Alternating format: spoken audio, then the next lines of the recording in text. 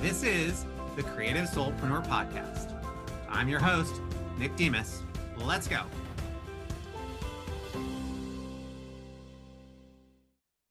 Okay, welcome to the podcast, everyone. I've got an amazing guest, really. We've been having an amazing, speaking of amazing, conversation before we started about how the online space has shifted. And we met fairly recently, actually, in terms of dog years.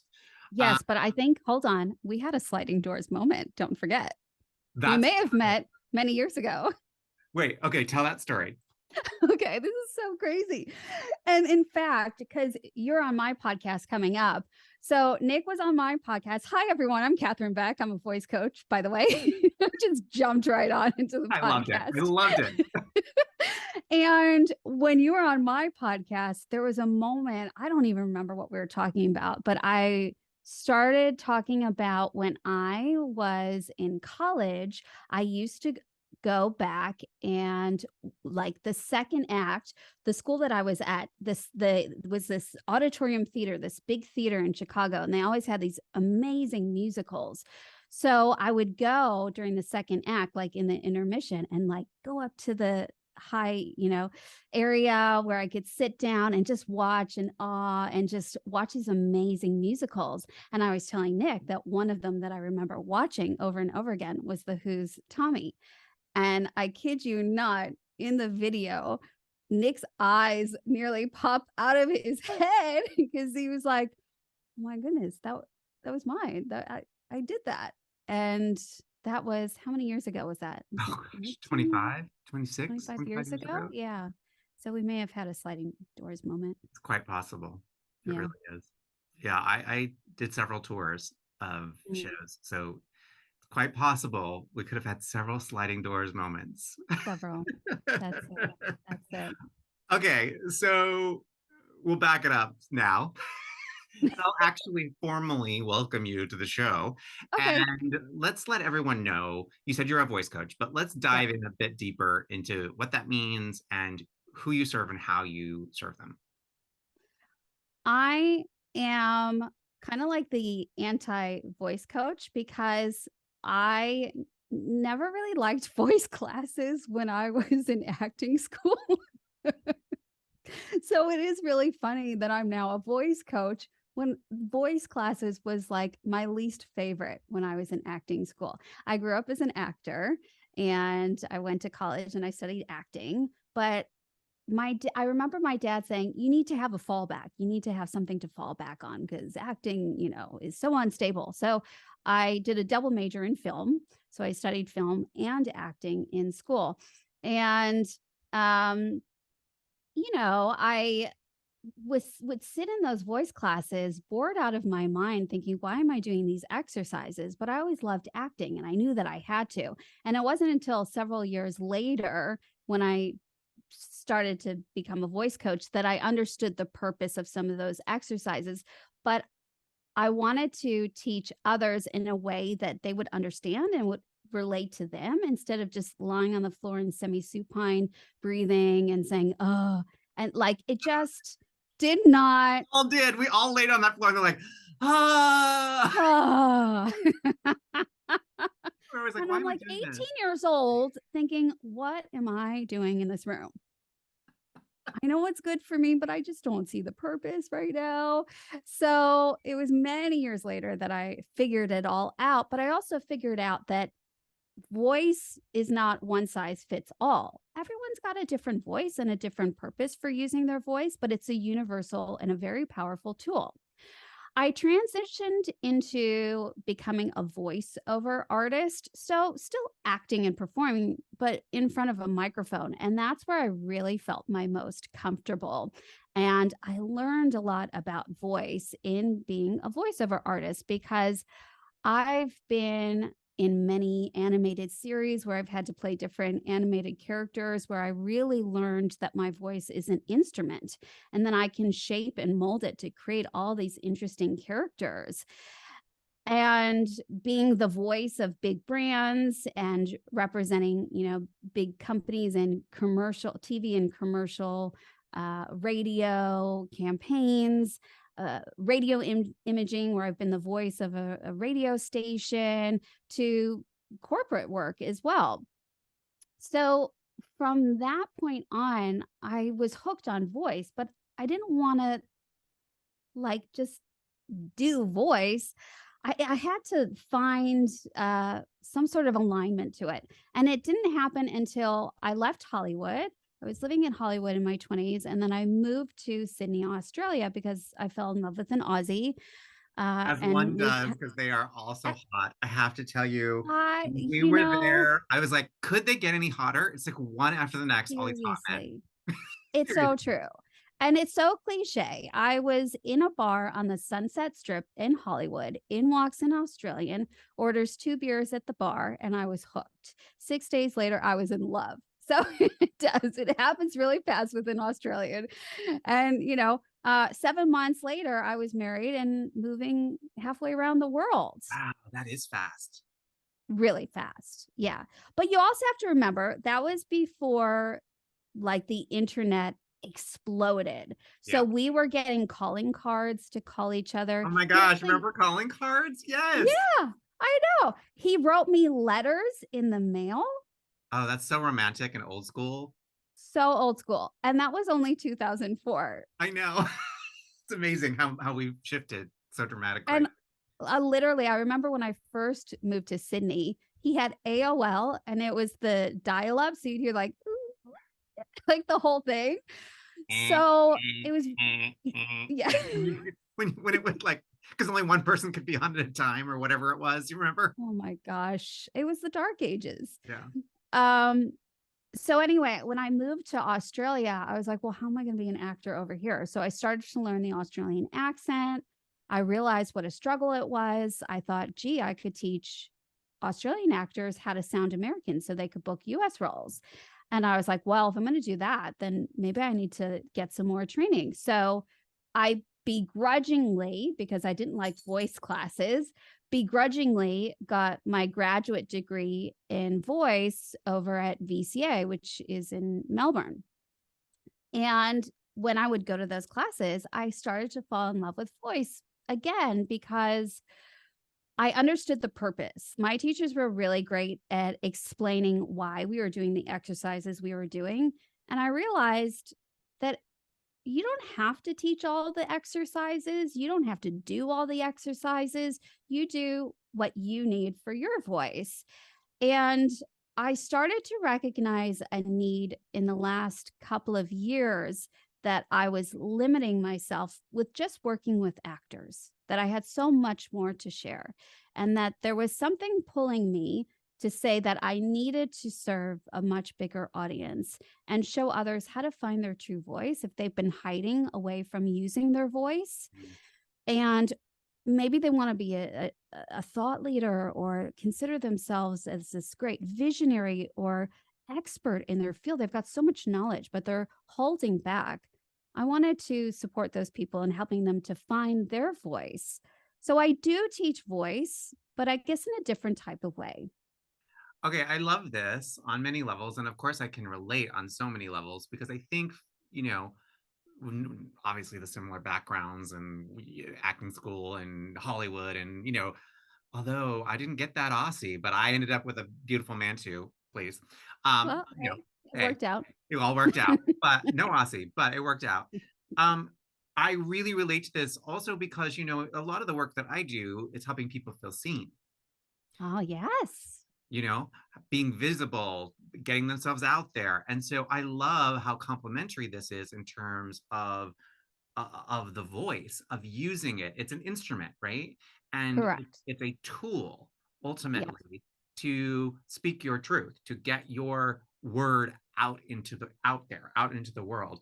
But my 100%. question for you is how does one stand out in this crazy crowded space that seems like there's more thought leaders than ever before? There's Yeah. more people, you know, creating than ever before. We were just talking about this a bit before we started, right? That Yeah. the landscape is shifting yet again. How do you stand out in that uh, in that way? That's a great question. I learned this many years ago in voiceover training where they actually taught us branding. of how to position ourselves in a very saturated market. Because if anyone knows anything about the voiceover industry, it's a tight knit industry. It is hard to get in, it's Yeah. hard to get an agent. Just to get an agent, not even just to get a job. So you've really got to position yourself in a way to show the agent why they should bring you on board and why you can make them money. So I took that and I brought it to my actors and I started crafting reels for them and showing them how to position themselves in a way that would make them desirable within the industry. And I realized that I was onto something. And why couldn't I do that with entrepreneurs as well? Because that's also a saturated market. And so, how can we find you, the real you, the gem that is you, the uniqueness of you, and make that stand out? Because that's always what's going to be the thing that's going to separate you from the crowd, that's going to make you shine from all the noise online and going to draw people to you. It's when you pretend or you try too hard to be something that you think everyone tells you to be by listening to all this nonsense online of you should do this and that and whatever. If it doesn't work for you and your brand and who you uniquely are, it ain't gonna work. Yeah. There are a lot, there are a lot of tools out there, right, Yeah. that you can choose to use. But Yeah. there's also a lot of marketing out there, Mm, right? Oftentimes with students, they'll get caught up in like, well, I'm supposed to do it this way, where I'm supposed to do that. I'm like, who says that? Who says you should? yeah. What's that Yeah. should word? You're shitting all over yourself, right? Who says Yeah. you should? And oftentimes they'll say, well, expert or so and so, and I'm like, you're falling for their marketing. You know Yeah. what I mean? Like Yeah. you're buying into what they're selling, but it may not actually be right for you and your business and your brand. And in this case, the voice of your brand, of what you are trying or wanting to say, and how is the best way for you to say it. So, Mm. when you're working with clients, how do you craft that? Like how do you craft the message with them? That's a good question. So I always start with removing any sort of old stories that might be in their head that are holding them back so that we can really find what their voice is all about. Because a lot of them don't even know. Yeah. They don't even know what's holding them back and they Yeah. don't even know what their voice is. So first we got to work on that. That's Yeah, the it's whole like that, thing. it's that thing of, are they even problem aware? We talk about problem awareness, Correct. right? Do they Yeah. even know that what's going on, what's there? They don't. A lot of times what I do with my students is I do a voice assessment when I first work with them, and I'll ask them to send me a piece of their work. So it could be a webinar that they've done, it could be a reel that they put on TikTok or Instagram, and I will assess it for all the different categories within voice. And I will pick up on things and I will tell them, and they will have no idea that they were doing it until I said it.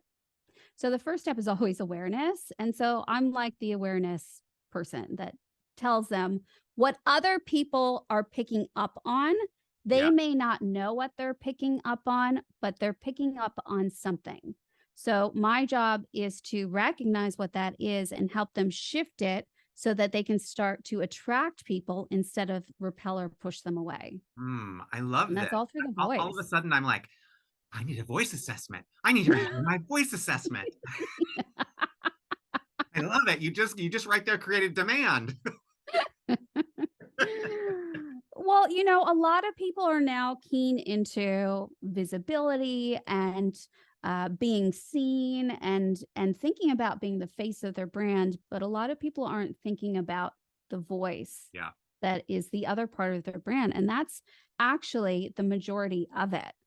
Your messaging is so important, but it's the actual delivery that's the key because I think they say it's about 93% of it is nonverbal. Yeah.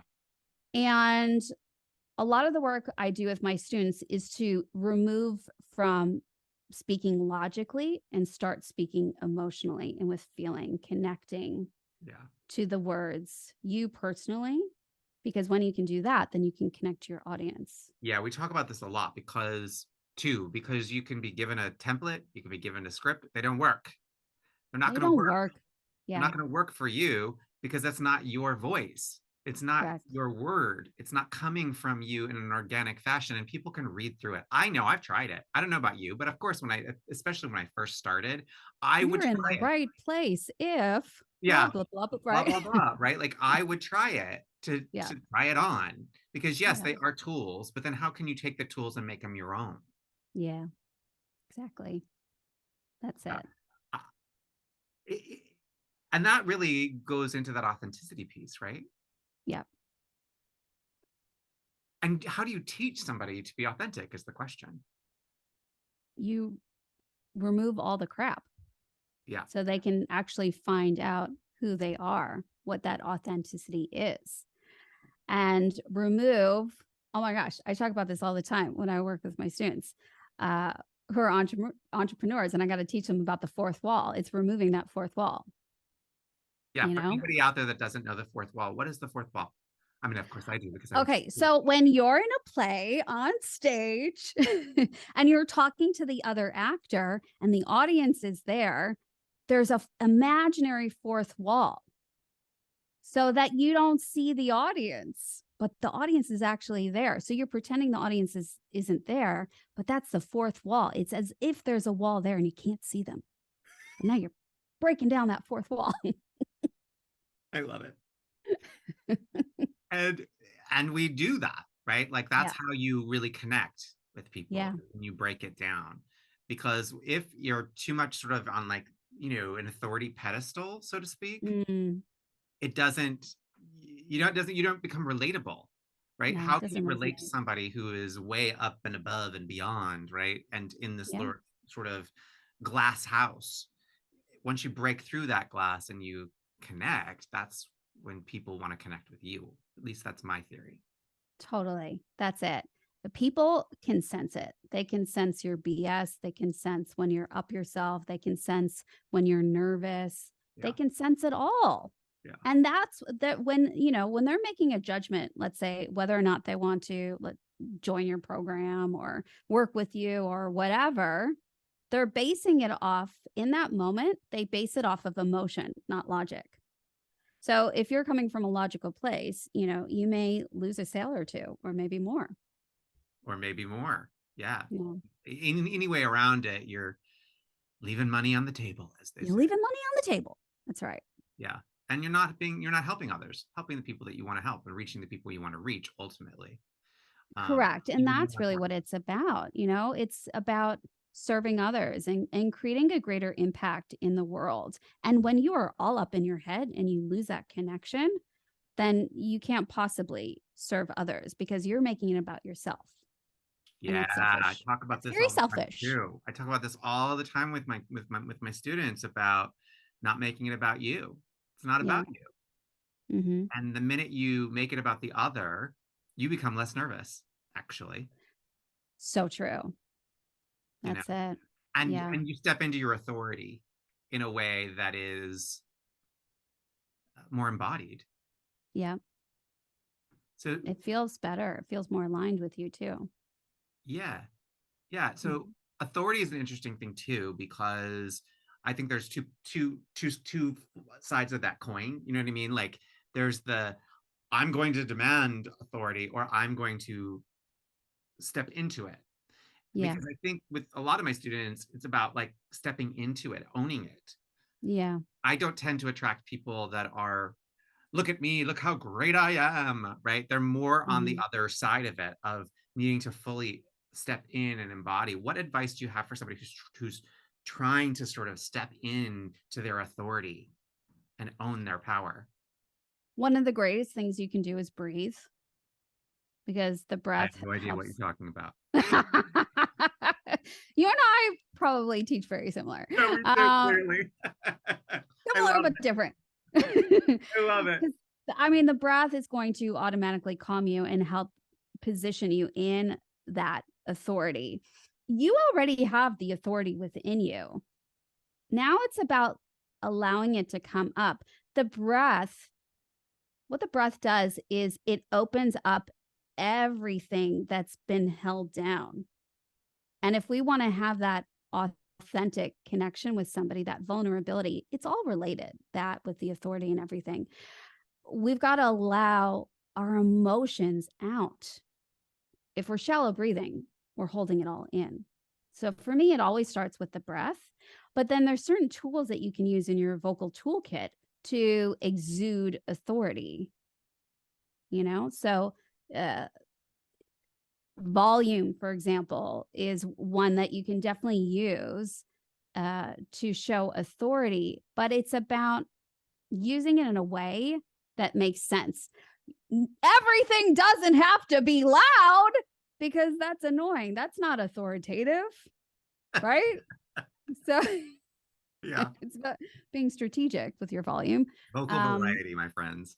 it's vocal variety, exactly. But it can be a very powerful thing when you can combine the emotional element and the authority with your voice. You've got things like volume, intonation, the pace at which you speak, pausing. All of these things can help you sound authoritative as well as authentic. Mm. Yeah. Have you found, curious, that working with Aussies, for instance, Mm-hmm. is different than, say, Americans? Is there like differences in globally in the way in which people use their voice or approach um, their authenticity?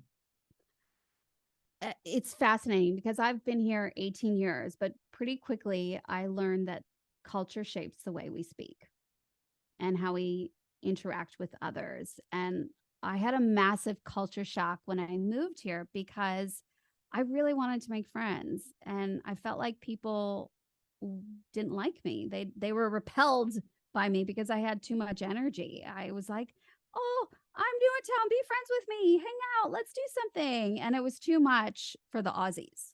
Um, They're there laid is back. some what? They're more laid back than we are. They're so laid back, yeah. Uh, And so they have a different way of communicating yeah. because their culture is different. So the culture and the communication are really tied together. And you see that a lot. Like if you see an American come to Australia, they're so loud, everyone's like, whoa, why are you so loud? So with, let's say for example online business, because you have the potential to work with people all over the world, you if you want to reach a global audience, I think it's very important to understand that people do speak and react to voices differently. So for example, Australians have this amazing upward inflection at the ends of their thoughts or statements where everything sounds like a question. Now if you put that Australian in a US audience, the US audience is going to go, why is that person so doubtful of themselves? Why are they hesitant? They may speak over them. They see that as a weakness. And so I've noticed this, and speaking with several of my Aussie clients who have moved to the US and have spoken in different platforms in different ways. I actually had one client. She's Australian. She learned the American accent with me as an actor, but then she moved over to the US and got a non acting job. And she actually started speaking American 100% because she said people weren't taking me seriously when I was Wow, speaking that's Australian. fascinating. Yeah. And so now she's noticed in that environment, people take her seriously now speaking American, but she knows a total difference. I'm And kind that's all wrapped up in the voice toolkit, how you use your intonation patterns, your pitch, your volume, your pacing. It's all connected. I'm a little gobsmacked by the fact that that's was her experience, but then again, not really. At the end of the day, that you go, okay, yeah, yeah, that makes sense. I think, in many ways, it comes back to what is your purpose? What is your Yeah. reason, right? And how do you speak then with a greater purpose? Like what does that mean ultimately, right? Mm-hmm. Yeah. And when you're working with people and you're working with their voice and they're learning to then step in, to their voice, into almost like it's almost like you have to like grow into it in a way, right? Like grow Yeah. into your voice. How do you connect that to a greater purpose? How do you connect it to an audience so that they can then see you in that authority? I guess is my question. I think it just naturally happens. I think once you find your voice and you already know your great, like if you already know your greater purpose and then you find your voice, I think that's a moment where you just skyrocket Yeah. because everything now makes sense and it feels good. Whereas before it just felt off and uncomfortable and you didn't know how to fix it. It's sort of that thing that like people don't even know, they're not aware of. But then when they tap into it, they go, oh my gosh, this has made a huge difference. Can't tell you how many students have gone, I'm so thankful I worked with you because things have shifted dramatically for me. And that makes me feel good because I really want people to know their purpose and be able to feel comfortable sharing it on a much bigger scale and not hold back. Yeah, that's like sort of that inside out thing, right? Like working from the inside out or Yeah. the outside in, right? As actors, there's different techniques and styles of working outside in or inside out. And but your voice is what's in between always, Yeah. Yeah. you That's know, no it. matter which way you're working. And I always remind people that our voice is energy. It's energy that's in It's our literally voice. vibration. It's vibration. And so you can shift that vibration. And if you're low, we'll hear that low vibration coming out in your voice. But if you're feeling good about yourself, that will exude out. So, do you want people to hear that you're having a bad day? Or do you want people to hear that you're having a great day? You know? And you can also, if you're having a bad day, you can play around and hide it, you know? You can have a bad day and be like, I'm having a good day. Like you can hide it. But, chances are people are going to hear that. They can hear when you're being false. We hear that subtlety. We hear the subtleties. That's it. We Yeah. pick up on it. The thing is that audiences really truly don't necessarily know what they're picking up on, but they're picking up on everything that you're dishing out. Well, they're picking up on falsity Yeah. ultimately, right? Yeah. Because, you know, it's like speaking of actors, when you watch an actor and they're fully in it and they're Mm, living truth, you're like, wow, that's so real, right? And yet, yeah, the minute they have a false moment, you're taken out of it. totally. And I think it's the same with the voice. You know when somebody's, even though you don't know, they haven't told you, you can sense when somebody's out of alignment, ultimately not speaking from real truth. Yeah. So for me, that's like, what is the greatest sort of advice of all of the voices? Speak your actual truth, right? Mm, yeah, Speak your purpose. totally. Yeah. And a lot of it is centered around the vocal cords because that area is meant to be passive, a passenger when you speak. It's really about your breath and your articulators. Your articulators are your lips, your lower jaw, your tongue, your soft palate. Those are the areas that are meant to be active, energized, sharing your message with the person, as well as the breath. The breath is like the fuel in your tank to give energy to your voice, but your vocal cords are actually passive. And so many people put the emphasis on their vocal cords, which is, oh my goodness, sorry about that. Review. Sorry. No worries. Turn off my phone. We edit. You're good. Sorry. Okay, good. So your vocal folds are meant to be passive, and most people will speak from the vocal folds. And this is them trying to maybe push the energy or Mm. push the ideas. Oftentimes, that's where you find strain in your voice or you lose your voice because you're trying too hard. Yeah, and that's why somebody loses their voice. Like if they're speaking, have a speaking gig, or they're, maybe teaching for long periods of time, they're almost pushing their idea and not sort of living in it, right? Yeah. Ultimately. Yeah. That's it. Yeah. Yeah. And I think for entrepreneurs, this is new territory that so many people have been thrown into. You know, back in the olden days, you didn't have to do all this social media stuff and podcasting and this and that. It's a lot for people to wrap themselves around. Like maybe they would do like a live talk, or they might go to like a summit or some sort of thing in person. But now there's this whole virtual world and all these expectations. And so if you're coming to it with that, you know, sense of, oh, I got to show up, oh, I've got to do this, I've got to do that, I've got to prove to these people who I am and what I do, it ain't going to work. Yeah, indeed. Uh, Indeed. That really wraps it up right there. In a nutshell, really, what you just said, because